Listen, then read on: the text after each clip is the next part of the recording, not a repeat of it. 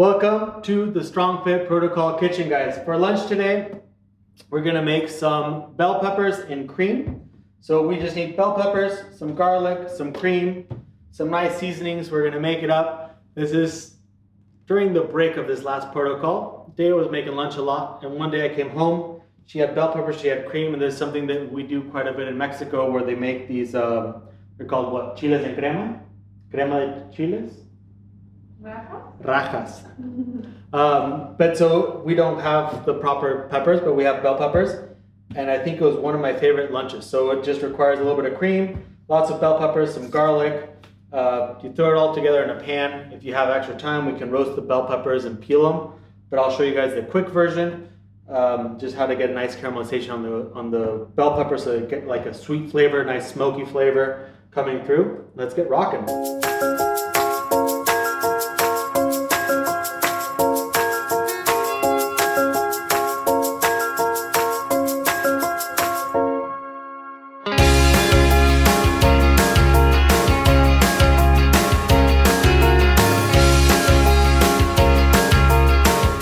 So we'll start nice and easy. You get the garlic, smash it all up, right? Peel it all up. So this is called making your mise en place, which most cooking shows already have this stuff done. Today I'm going to tell you guys I was on the fly. I've said, what am I going to cook? I figured this would be one. Alex was set up, ready to go. So I figured, hey, you know what? Let's just do this. We'll make some bell peppers. We'll get them cooking. We'll make them nice and easy. So we'll get the nice raw chop on the garlic. So all of this credit goes to Dea, not to me. I didn't come up with this one. I'm gonna see if I can make it better, but as they say, a Latin woman will always cook better than you do. We'll take the bell peppers. We'll just chop them on up. Try to waste as little as possible.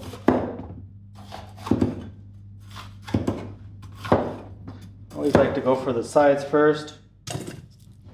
Get as much as that white stuff off as possible. Easy peasy. Should we do 3 peppers? Yeah, for sure. I bought some paprika. We have some paprika here. Let's do it up. I'll add a little bit of spiciness, a little bit of smokiness to the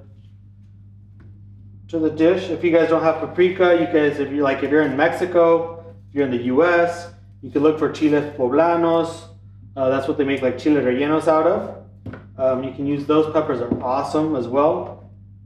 So we have about 2 peppers. Let's have one more. One more, Alex. We have a big group here. Let's do it up. We can add jalapenos if we like spicy. Although, Rick, how much spicy food do you like? I'm good with spicy. You like spicy? Let's add a jalapeno, guys. Jalapeno is always good. You can't go wrong. As you see, I'm taking most of the seeds out. I like to leave a little bit of the seeds because they add a little bit of the spice. Basically what we have here, 3 peppers, quite a bit of garlic, and onions. We need onions. How many onions? As many as you like. If you like onions, you do 2 onions. If you don't like onions, you do 1 onion or no onions. I personally love caramelized onions. To go ahead and preheat my pan,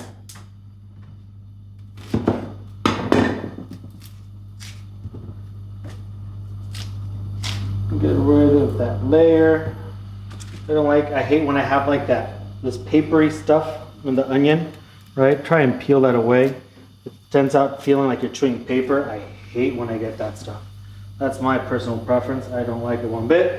When you're cutting the onion, just think about the knuckles, follow through. Never put the thumb out in front. That's how you chop yourself up. You start from the back. You follow through once you get a little more than 3/4 of the way through. Go, and you just keep following the line of the onion. Nice and easy.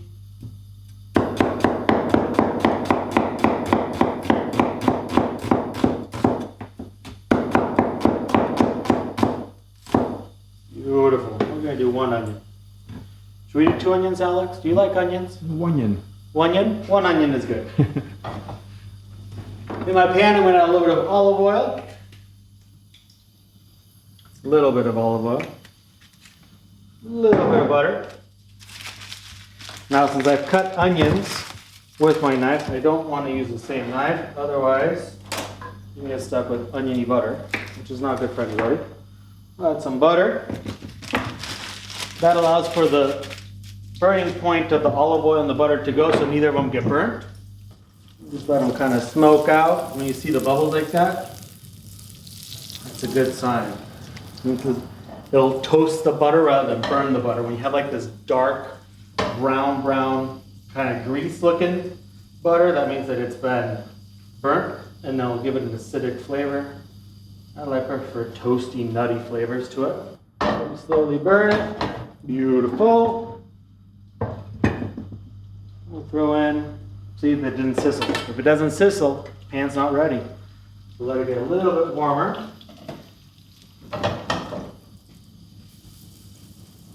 I'm gonna add the garlic in there. Again, the cream is super thick, right? It's cream. And so it takes a lot of seasoning to get this stuff to taste good. So we'll toast the garlic up a little bit for a good 25-30 seconds. Get it moving. Look at all that foaminess. Get a zoom in on that. That's just, it's orgasmic almost. That's food gases. Food gases right there, dude. You know it's gonna come out good when it looks like that. Throw in the garlic, throw in the onions.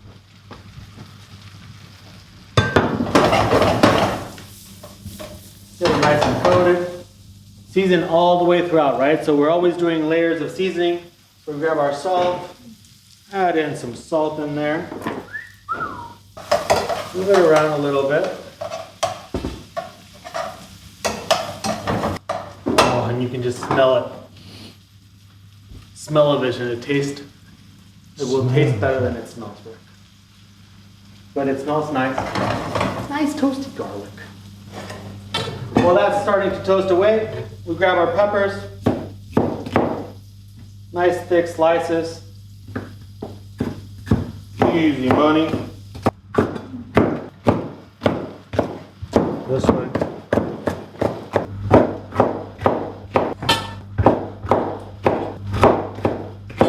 If you guys want, you can always use some nice thick jalapeno pieces for those fire breathers. You guys can always use carrots as well. If you have carrots at home, that's a great one. That's one of my favorites, is using carrots and cream for lunch. Nice and easy. So you start to see how they start to char up a little bit, nice and toasty, nice and caramelized. From there, grab the bell peppers and just throw them in there, guys. Woo-wee.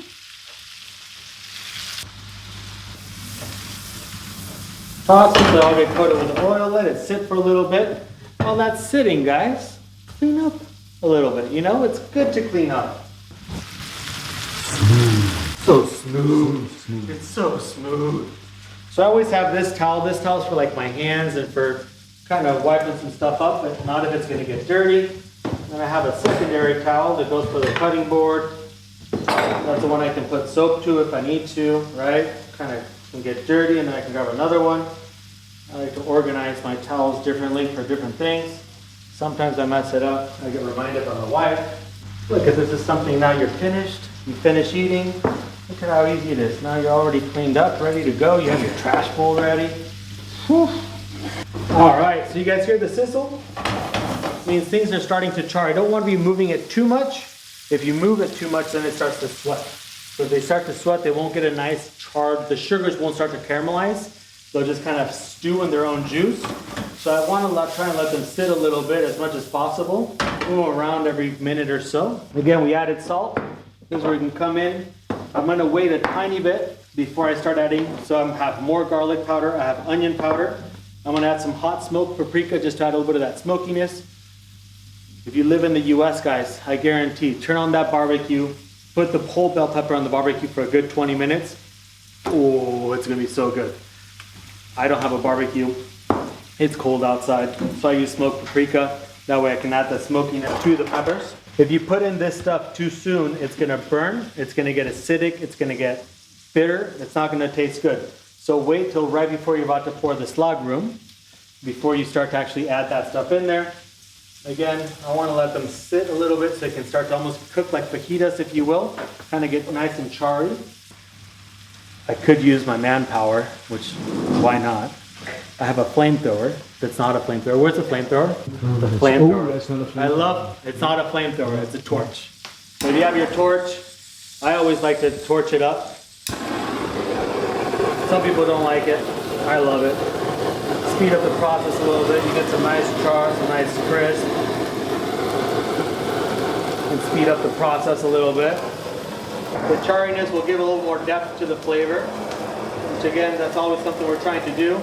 This kind of speeds up the slow cooking process if you were to put them on coals or on a barbecue. If you don't have a barbecue, just buy I think these you can buy at Home Depot for like $6, $7. They're super cheap.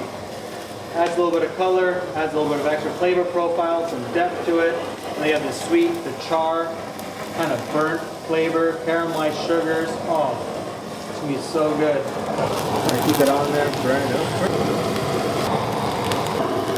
Perfect. See, I just saved us like 20 minutes of filming. That's good. Aren't you happy?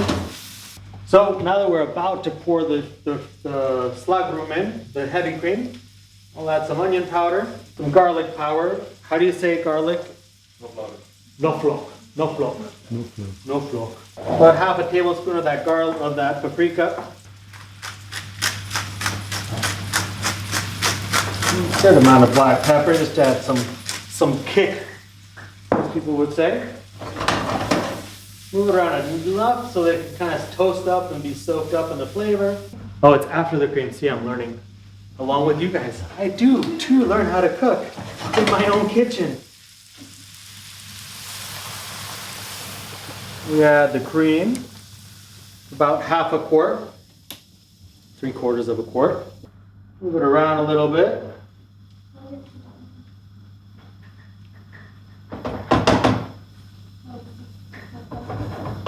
We're going to lower the temperature to about medium, right? Again, depends on what kind of kitchen you're cooking in. Most kitchens, if you're in the US, probably going to be like low heat. This is very weak, so about a medium or so. Let it simmer and reduce down.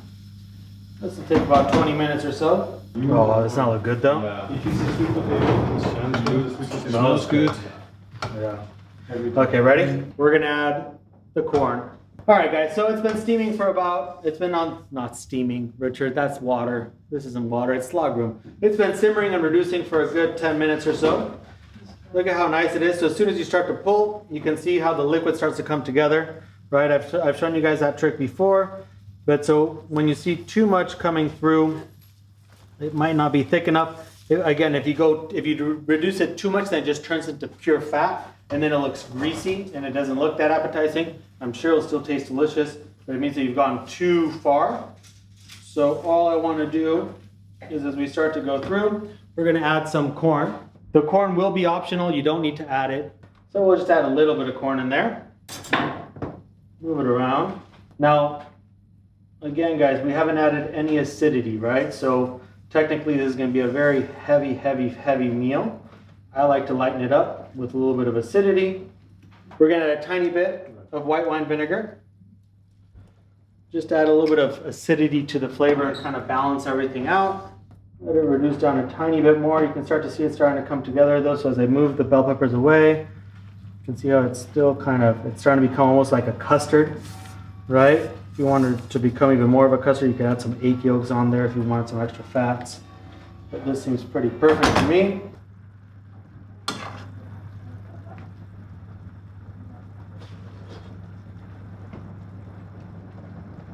Fuck yeah. That's good. Damn. I mean, what else do you need in this? I think the real test is the one that showed me how to make this in the first place.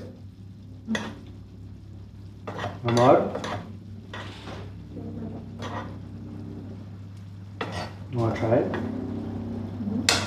It's hot though.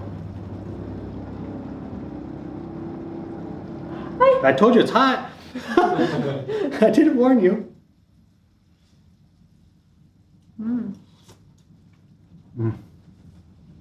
That's the shit right there. Oh, fucking yeah, it's so good. It's sweet, it's spicy, it's smoky, it's charred. Tiny bit of acidity that comes through from the rice wine vinegar. Man, that's a fucking winner right there. All right, Rick, this is gonna be you. I hope you're ready. Ready?